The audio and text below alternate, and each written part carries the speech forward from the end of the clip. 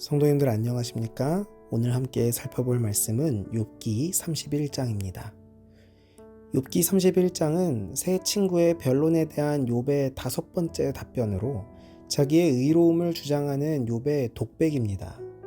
앞에 29장과 30장에서 자기의 행복했던 삶과 현재의 고통을 비교하며 하나님께 탄원했던 욥은 이제 31장에서 다시 한번 자기의 의로움을 호소하며 자기가 당하는 고난의 부당함에 대해서 역설하고 있습니다. 이 31장에는 내가 언제라는 말이 4번 나타나고 있고요. 만일이라는 말이 10번 나타나면서 문단을 가르고 있습니다. 첫 번째 부분은 자신의 도덕적 의로움에 대한 주장이 나와 있습니다. 욥은 그가 간음죄를 범한 일이 없으며 사람을 속인 일이 없고 종들의 권리를 무시한 일이 없다라고 주장합니다. 내가 언제로 시작되는 두 번째 부분은 자신의 사회적 의로움에 대한 주장입니다. 그는 과부와 고아를 돌봐주었고 가난한 자들의 권리를 존중하였으며 실제로 물질을 내어 그들을 돌보았습니다. 세 번째 부분도 이 내가 언제라는 말로 시작하는데 그는 자기가 악행을 범하지도 아니하였으며 악행을 숨기지도 아니하였다라고 독백합니다. 그가 형통했던 시절에 이만큼 경건하게 산다는 것은 사실 경이로운 일이죠. 하나님께서 그를 칭찬하신 것이 이상한 일이 아니었습니다. 1절에 내가 내 눈과 언약을 세웠나니 어찌 처녀에게 주목하랴. 이 1절에 기록된 주목하다라는 단어인 빈은 간절히 바라보다, 깊이 생각하다, 음탕하게 바라보다 라는 뜻을 가진 단어로 이 1절에서는 마음속 깊은 곳에서부터 성적인 욕망이 일어날 만큼 자세히 바라보는 것을 가리킵니다. 이 31장을 읽으면서 우리는 욥의 경건한 생활과 흠없는 도덕성에 충격을 받게 됩니다.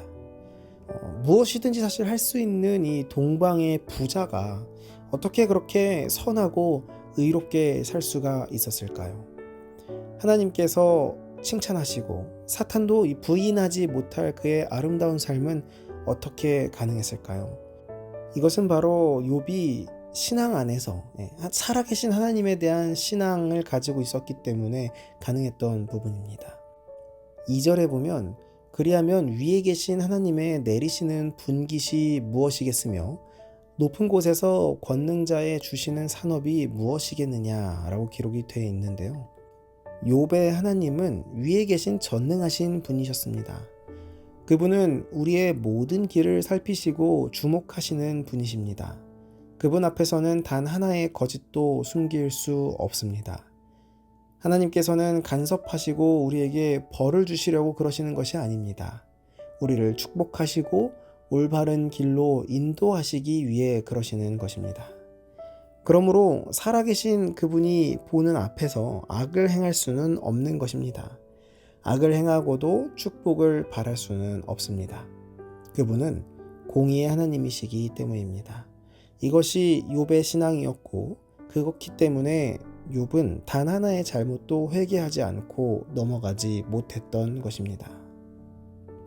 7절과 8절에 언제 내 걸음이 이 길에서 떠났던가 내 마음이 내 눈을 따라갔던가 내 손에 더러운 것이 묻었던가 그리하였으면 나의 심은 것을 타인이 먹으며 나의 소산이 뿌리까지 뽑히는 것이 마땅하니라. 욥이 경건하고 의롭게 살 수 있었던 두 번째 이유는 바로 무엇이냐면 불의한 자에게 내리시는 하나님의 진노와 심판에 대한 자각이 있었기 때문입니다. 하나님은 공평하신 분이시기 때문에 의로운 자에게 상을 내리시는 것이 확실한 것처럼 불의한 자들에게 그에 합당한 벌을 내리시는 것도 확실하다고 욥은 생각했습니다.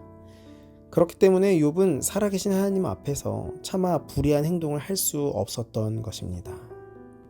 13절과 15절에 남종이나 여종이 나로 더불어 쟁변할 때에 내가 언제 그의 사정을 멸시하였던가 나를 태 속에 만드신 자가 그도 만들지 아니하셨느냐 우리를 뱃속에 지으신 자가 하나가 아니시냐. 이 욥이 가지고 있었던 인권에 대한 인식을 살펴볼 수 있는 구절인데요. 이 인권에 대한 욥의 생각은 오늘날의 인권주의자들이 보기에도 경이로운 것입니다. 동서고금을 막론하고 종은 사람으로 취급되지 않고 재산으로 생각되었습니다. 주인은 종을 팔 수도 있었고 심지어 죽이는 것도 가능했고 벌을 받지 않았습니다. 종이 주인과 논쟁을 벌인다라는 것은 상상도 못할 일이었습니다. 그러나 욥은 종과 쟁론하면서도 그의 권리를 존중하였습니다. 욥은 종도 그와 대등한 인격을 가진 사람으로 대하였습니다. 그 이유는 하나님께서 모든 사람을 평등하게 창조하셨다고 그가 믿었기 때문이었습니다. 하나님에 대한 절대적인 신앙을 가진 사람이 얼마나 고상하게 살 수 있는지 욥이 그 모범이며 대답임을 우리는 말씀을 통해 살펴볼 수 있습니다. 18절에 실상은 내가 젊었을 때부터 고아를 기르기를 그의 아비처럼 하였으며 내가 모태에서 나온 후로 과부를 인도하였었노라. 가난하고 억눌린 자에 대한 욥의 태도는 어땠습니까? 욥은 동정심이 많고 너그러운 사람이었을 것입니다. 고아를 돌보고 과부를 돕는 이런 일들은 사실은 의무는 아니었죠. 그러나 이 욥은 그 일들을 하기를 멈춘 적이 없다라고 이야기하는 것입니다. 욥은 동정심이 많고 너그러운 사람이었을 것입니다. 그의 심성도 물론 부드럽고 너그러운 사람이었겠죠. 그런데 그가 그렇게 살 수 있었던 가장 중요한 이유는 무엇이었냐면 하나님을 경외했기 때문이었습니다. 그를 넉넉하게 만들어주시고 축복하신 분을 배반하고 교만하게 사는 일은 욥이 차마 할 수가 없었던 것입니다. 그의 신앙이 얼마나 아름답고 순전했는지를 알 수 있습니다. 29절에 내가 언제 나를 미워하는 자의 멸망을 기뻐하였으며 그의 재앙 만남을 인하여 기운을 뽐내었던가. 실상은 내가 그의 죽기를 구하는 말로 저주하여 내 입으로 범죄케 아니하였느니라. 고대에는 자기에게 해를 끼친 사람에게 보복하는 것은 정당한 일로 여겨졌습니다. 그러나 욥은 보복은커녕 원수의 멸망과 재난을 기뻐하는 것조차 범죄로 여겼습니다. 그는 참으로 사람이 도달할 수 있는 최고의 도덕적, 영적 수준에 이른 사람이었습니다. 하나님께서 그를 칭찬하시고 자랑하신 이유를 알 수 있을 것 같습니다. 오늘 우리는 말씀을 통해 욥이 얼마나 하나님 보시기에 의로운 사람이었는지 그 이유에 대해서 살펴볼 수가 있었습니다. 욥은 먹을 것과 입을 것들을 나누어 주고 권세를 사용해 억압하지 않았습니다. 사람의 인권을 존중하고 동등한 사람으로 이 종들까지도 다 인정하는 모습을 보여줬습니다. 우리는 삶을 살아갈 때에 어떤 모습으로 살아가고 있습니까? 우리 주변에도 여전히 사회적 약자들이 많이 있고요. 사회적 약자뿐만 아니라 나보다 약해 보이는 사람들에 대한 나의 태도는 어떠한지도 생각해 보아야 합니다. 욥처럼 우리도 살아계신 하나님을 믿는 이 신앙을 가지고 있다고 한다면 우리도 역시 마찬가지로 욥과 같은 모습으로 살아가야 하지 않나 생각을 합니다. 욥과 같이 하나님을 우리의 마음 가운데 살아계신 하나님으로 분명하게 인식하는 삶을 살아가며 사회적 약자들 뿐만 아니라 우리 주변에 있는 모든 이들에게 의롭게 대하고 또한 하나님 보시기에 부끄럽지 않은 그런 삶을 살아가는 우리 모두가 되기를 간절히 바라면서 말씀을 마치도록 하겠습니다.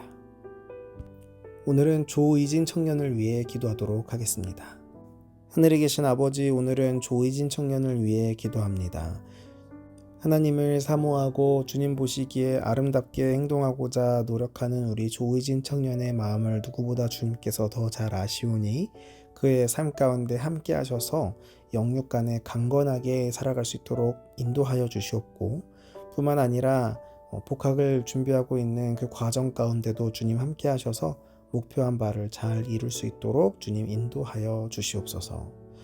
오늘 살펴본 말씀처럼 욥이 가졌던 그 신앙, 살아계신 하나님에 대한 신앙이 우리 마음 가운데 있을 수 있도록 인도하여 주시옵고 사회적 약자들 뿐만 아니라 우리의 주변에 있는 모든 이웃들에게 축복의 통로가 될 수 있는 귀한 삶을 우리 모두에게 허락하여 주시옵소서.